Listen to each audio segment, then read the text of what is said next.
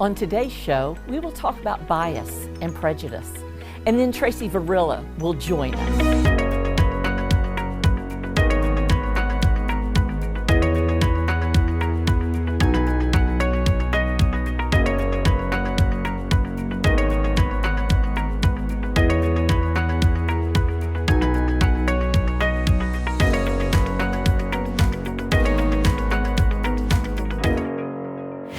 In the book of Matthew, chapter 5, verse 43, it says, "You have heard that the law of Moses says, love your neighbor and hate your enemy. But I say, love your enemy. Pray for those who persecute you. In that way, you will be acting as true children of your Father in heaven." I am realizing that my prayers, history is going to be different if I pray. Because if I pray for my enemies, then their lives change. God inserts himself in my enemies' lives if I pray for them. We each have our paths to walk. And you know, it's time for me to trust the process of the one that is guiding the way. Now, if you're like me, I could count, I'm going to say there have been probably 3 times in my life I've prayed and I have literally felt God speaking to me. But if you read this word, he speaks to you every day. And he says, pray for those who persecute you. Love your enemies. In that way, you will be acting as true children of your Father in heaven. Yeah, there are times I have literally stockpiled bitterness in my life. And you know who that hurt? It hurt me. I've realized that it is difficult sometimes to forgive somebody who's not sorry. Jesus does not address that in Matthew 5. Love your neighbor. You have heard it said, love your neighbor. But I say, love your enemies. In that way, you will be acting as true children of your Father. He doesn't address what the enemies are doing. He only addresses our prayers. Forgive our enemies. Because you see, it's not about whether my enemy is sorry. It's about whether I want the freedom from the bondage of unforgiveness. I don't want to stockpile bitterness and resentment. I want freedom from that bondage. Time and fire do a marvelous refining. We frequently are afraid of time and the refining process that fire does. But when Jesus says, pray for your enemies, he knows what he's talking about. I encourage you as we go screaming fast into 2025. Make this the year. Make this the year that you free yourself from the bondage of bitterness and resentment. And forgive your enemies. And pray for them. And let's prove that we are children of God. And we're just 3 women with big opinions, all backed by a biblical standpoint. Let's talk about it. This segment is brought to you by Harry's Construction, whose motto is, if you can dream it, we can create it.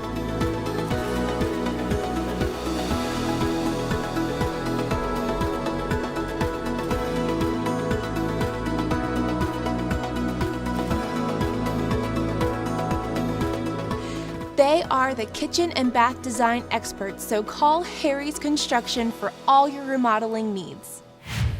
Welcome to Let's Talk About It, and we are going to talk about a very timely issue. We are going to talk about bias and prejudice, and I think it is something that we instantly think, no, I'm not prejudiced. I'm not prejudiced at all. When if we will take a look at ourselves, we frequently are. Yes. Yes. Okay, so we're all affected by it. I used to think I wasn't. I even hate to share this, but I think it's worthy to be shared because I think people speak and don't think. Somebody came to my office.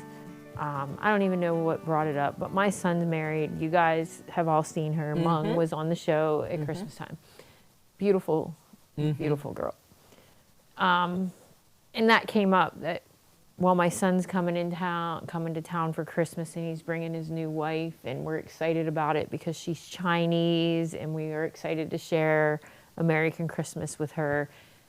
And they looked at me and said, "She's not a spy, is she?" Now, why in the world would you say something so asinine, and why do you think it's okay to ask me that?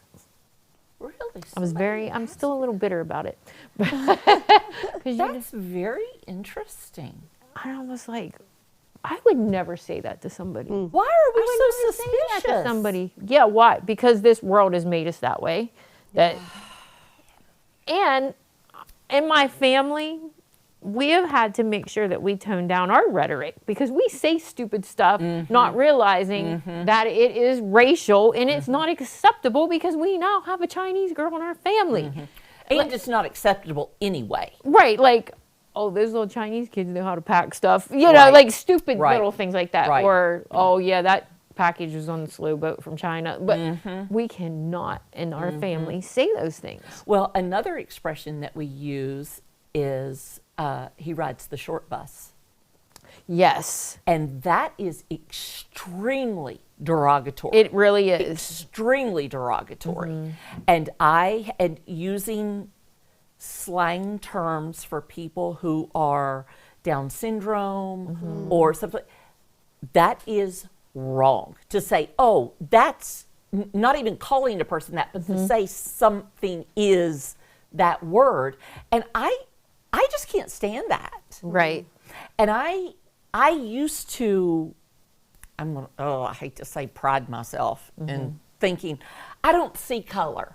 I treat everybody the same. And somebody of color actually said to me one time, I want you to see my color and treat me like a human being. And that really had a big impact on me because we are all different. Right.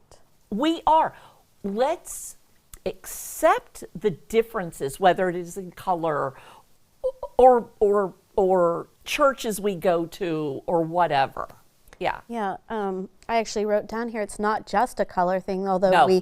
we put a lot of emphasis on that, but it's how someone looks, their lifestyle choices, Yes. their money, how they dress, their hair color. Like we start to judge all of that. Yes, we do. And it was funny, during our lunch break, I hopped on Facebook, and the first thing I saw was someone posted a quote, and I was like, all right, I'm going to use this. Bias is extremely powerful. It causes us to see exactly what we expect to see or exactly what we are looking for, whether or not it's accurate or true. Whether or not it's accurate or true, it's exactly what we expect to see. You see, because bias is we find what forming we're an looking for. opinion about something without having all the facts or knowing the person. It's what we perceive to be true, whether it's not or whether it is or not. I think sometimes fear leads us into that. Certainly. 9/11 created a lot of stuff.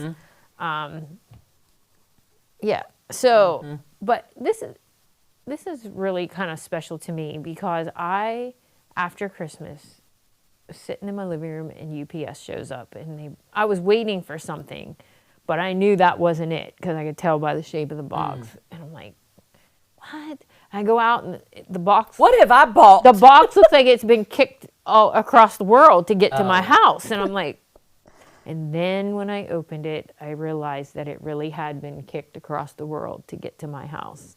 I opened it up, and there was a pink card, which I thought was odd because it was Christmas time. I opened it up, and it's written in Chinese. Oh.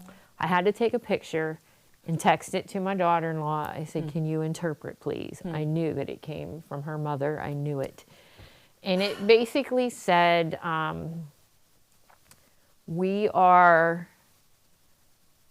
bound together because of the bond between our kids. And it said some other things, but it was so beautifully written and so heartfelt. And I've never met this woman, and she can't even write to me in English, and I can't write to her in Chinese. But she's a mom. She's a mom, and she knew I was going to be a mom to that girl. That's right. She knew that, and Mung knows that. Yeah. And that's very special to me. And it was actually a little Chinese teapot. Aww. Little miniature Chinese teapot in a 100% silk scarf. And people, and then like thought of you, she though. did, and then this is crazy. There was a box of matches. I said, "Oh, I wonder why Chinese people send you matches, stick matches." So I look it up. I'm trying to Google why they would send, because it might mean something. And I thought I had it all figured out, and then Mung says, "Oh, my mom said to tell you that she sent you a candle, but customs wouldn't let it leave China because it was a fire hazard." But they apparently let the matches left go. the matches. Oh my goodness. So funny. Which is why the box looked like it had been Kicked here. Yeah. You know, you had mentioned a book a few episodes back Yes. called Taboo. Yes. And Teresa gifted it to me for Christmas, and I've been reading it, and I really didn't think I had a whole lot of bias or prejudice towards things. I thought I was pretty accepting. I mean, that book really. yeah, and then it opened my eyes to think, wow, I really do have some perceived conceptions of things. Tell me some, because I probably have them too. Well, the one that I've really recognized, if I'm watching a game show and there is a lesbian or a gay person on it, I want them to lose. Oh, really? Yeah. I'm like, I don't want you to win. Huh. And I'm like, wow. So That's why? interesting. And I was noticing that about myself as I was reading his section on some of this. I'm like, man, I thought it was pretty accepting. Like, I'll be friends with gays and lesbians. I'll have conversations with them. But then why is it that when I see you on a show, a game show, I'm like, I hope you don't win. Interesting. Yeah. See, my uncle was gay, and I loved him deeply. And actually, a lot of my love of music, spiritual music, comes from him when we were young. And so, yeah, I loved him he was easy to love. I feel like we all have something though. We all have It's something. definitely something we have to be more Yes. able to recognize, That's see that exactly it's something right. that needs worked on, that we Yes. don't all have it Yes. together. And real quick before we end, let me just say there's neither Jew nor Greek, slave nor free, male nor female, for you are all one in Christ Jesus. Amen. Yep. And friends, please be open to what the Spirit is doing in your life and what He is bringing up about your prejudices and your biases. Don't be so quick to say, no, not me. Be open to what the Spirit's doing in your life. And when we come back, we will have our guest for the day.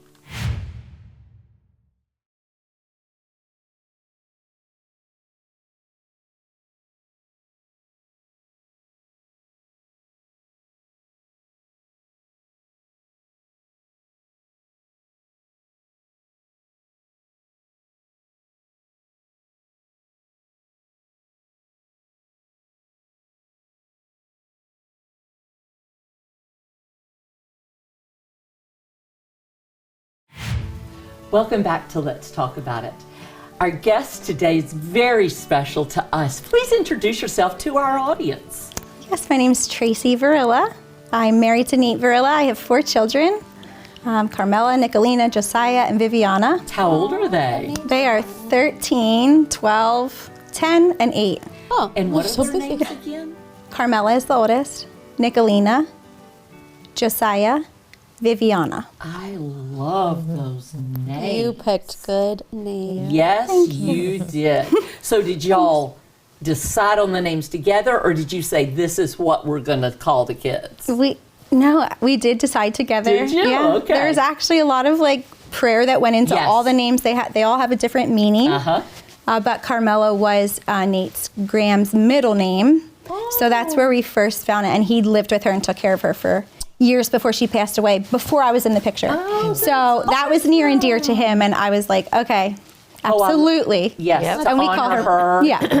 I love it. Yeah. I We call her love Mela that. May. So Melanie. yeah. Yeah. So thanks. So Tracy, tell us a little bit about King's Academy. Sure. So King's Academy is a homeschool hybrid. So families come to us that are homeschooled only. So that's a parent's decision, and they work with their district that they live in. And then they come to us 3 days a week. And we are a part of something called an Acton affiliate, which is, we are the only one in the area. There's hundreds of them around the world, but you do have to audition, apply, get accepted. And it is a certain way of thinking. So it is not a teacher-led homeschool. In order to make this thing work with them being home on their off days, they have to be individual and self-driven. So the goal is, how can we empower these children to learn on their own? Because as you and I both know, there is sort of an epidemic when children graduate from high school, where they're like, wait, no one's telling me what to do. What do I do? Because they've just been told what to do for so long. Absolutely. Turn to page 37, read that paragraph, answer these questions. I mean, honestly. Yes. So yes. what does hybrid homeschool or homeschool hybrid mean? Or co-op, like I call it all different things. Okay. So it's just like the blend of two things. Okay. So it's the blend of doing your work at home and then coming to an actual studio or a school where we offer things that maybe the parents can't offer. So for example, right now I'm doing chemistry and cooking with my children. Like I'm in charge of the middle school. Okay. And so we have a kitchen there, and so we're studying chemistry and we're studying how it applies to cooking and foods. So yesterday we were... I love that. Yeah, so it's really, really fun. There's a ton of hands-on things that parents probably aren't going to do on their own. And so we just use a ton of resources. I mean, I have an event planner at my school right now. We have people doing survival with the boys outside, like in the cold. How could you survive? So on Wednesdays... That is fantastic. Yeah, we bring in all these different people that have their giftings that we don't all have. And so we just kind of piece it all together. From other places. And it's not that these people are employed by the school. You just use them for a short period of time. Correct. And a lot of our homeschool families are entrepreneurial based. A lot of the parents, so like maybe the first year or two, I think 20 out of the 23 families, now there's more now, were all self-employed. So they love the concept because it's like they had to figure this out on their own. No one really told them what to do, which goes along with our philosophy. You fail often, you fail early, but then it grows you tremendously and rapidly so that you become an independent, resourceful learner. So that's the whole premise of the Acton affiliate. And since we were Say in that that again about failing. So fail early and fail often, and it forces you to be resourceful and it forces you to problem solve. And you're really preparing them for the world and what it looks like. Yeah, and that is our goal. Teaching them to think critically, Yes. even when it doesn't work. Correct. Right, so... That you eventually think critically so that it does work. Right, because, you know, as you mature and age, you figure it out on your own. That's right. And I just learned a recent statistic that was like, if you get a college degree, it's really only good, not in every field, but what research has shown recently is that it really only lasts about 5 years because of technology in the world that we live in that changes so rapidly now. It's really important to be able to think critically and to pivot when things don't go your way. And so these are life skills that we, my husband and I, really like. That is how he is wired, which is why we got accepted into the Acton affiliate, because he has failed miserably in certain jobs. Like he tried something, didn't work. I'm not throwing him under the bus. I'm so proud of him. I didn't want you to think that. But like no one was telling him what to do. And when he was trying to figure out life, like it was trial and error. Yeah. So it works with the way that we parent. I am one to guide or empower them and then see if they can do it on their own. So let me teach you how to make eggs. All right, this is what you do. Now I'm gonna give you the pan and we're gonna be in the stove and I'm there and I'm watching you, but I'm not doing it for you. So just really trying to empower them, and you would be blown away at the confidence that our learners have. The ones that have been with us the longest, like have come in the beginning and lasted, they are like they could run the whole school. Wow. Yeah. So do they actually bring their schoolwork to you for 3 days, and then if they run into a snag, you guys will help? So we have the curriculum. So we provide that. That's part of what the parents are signing up for, understanding our philosophy, understanding our programs.